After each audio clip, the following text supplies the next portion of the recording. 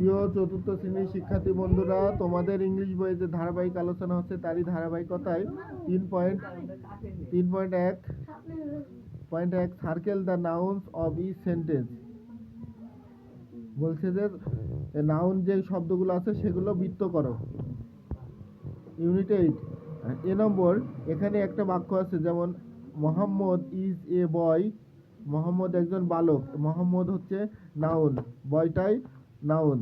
He lives in Chandpur, সে চাঁদপুরে বাস করে। চাঁদপুর হচ্ছে noun. His grandparents stay at home, সে তার দাদির বাড়িতে অবস্থান করেছে। তাহলে এখানে গ্র্যান্ড প্যারেন্টস হোম এগুলো noun. Rina is his teacher, Rina তার রিনা হিজ সিস্টার, রিনা তার বোন। রিনা নাউন।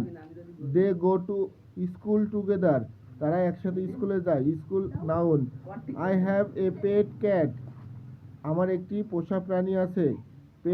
ক্যাট বিড়াল হচ্ছে noun. She puts her pen on the table, সে পেনটি তার টেবিলের উপর রেখেছে। পেন এবং টেবিল দুটাই নাউন। ধন্যবাদ সকলকে।